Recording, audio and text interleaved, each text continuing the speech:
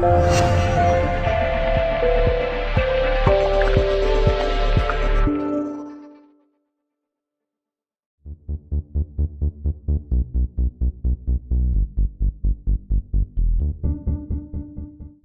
Neil, I'm sure that feels like a real kick in the teeth this afternoon because it was a much improved performance, wasn't it?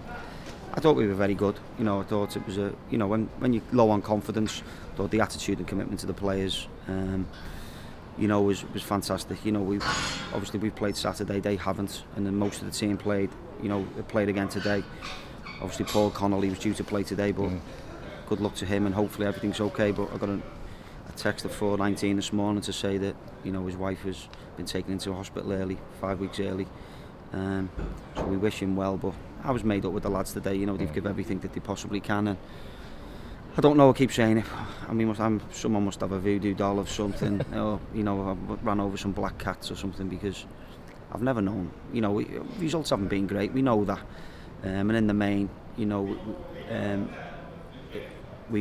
understand that we've got to be better. But I thought the performance today from every single player, and it's just a cruel world, isn't it? And that at the end is probably sums our season up.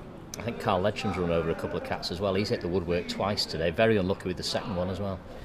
Yeah, I thought once when he hit the inside of the post and it came back out and it missed the goalkeeper, and I thought, here we go again.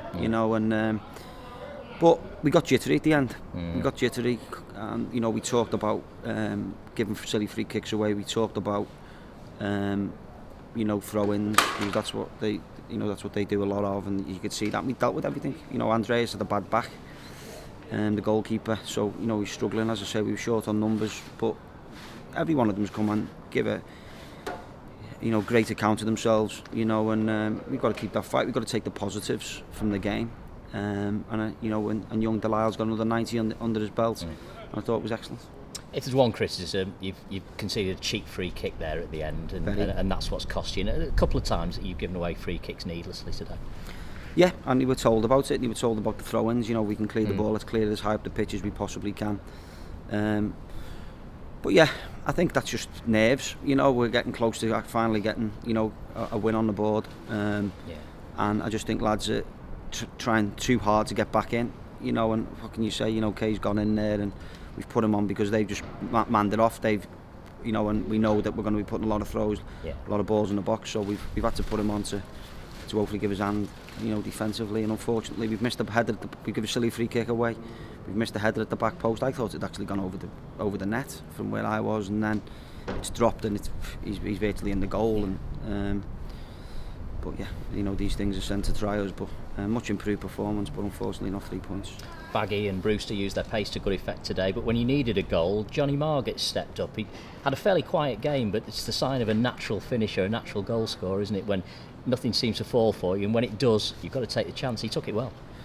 Yes, that's what John gives us, as you say. He was quiet throughout the game, and I just thought at times we're getting a little bit pinned, and possibly looking at putting Kay on a little bit earlier. But to be fair to Gary, he said no, let's leave John on. He'll create something out of nothing, and that's what he's did, and he nearly done something straight after. But as I say, I'm just absolutely gutted for the lads in there, because the dressing room is a somber place at the moment, and we haven't been on a great run, and confidence is very low. But I think they can be proud of themselves tonight that they've put on a much improved performance, and we've got to take that into Saturday now. As you said, you had to change your team at 4:20 this morning, and you opted to put Charlie Russell in. Tell us a bit about the decision and how you think he did. Well, we obviously recalled Charlie.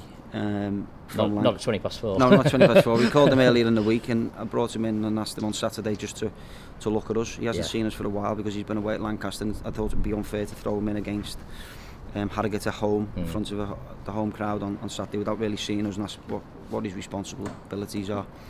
But he hasn't let anyone down, has he? You know what you're going to get from Charlie. He loves the place, absolutely loves the football club. He's 110% at. He's going to get stuck in. He's going to give his best. And if his best's not good enough, well, but he's going to give his best. And I thought today he was fantastic. He tired a little bit towards the end, which he's going to, because there's a massive difference in terms of the tempo of an Evo stick game to a game at this level. But I thought he was excellent. And his work rate, commitment. It's what we're after. I've said to you before. When you're in a rut like we've been, you want characters, you want people. But I'll say about every one of them players in there, they're lacking confidence. But there's no dressing room unrest. They're right behind each other, right behind. We're all in it together. Whatever rumours people want to spread. There's no issues in my dressing room. And I think you can see that from today's game. And we've come to Staybridge and should have won the game.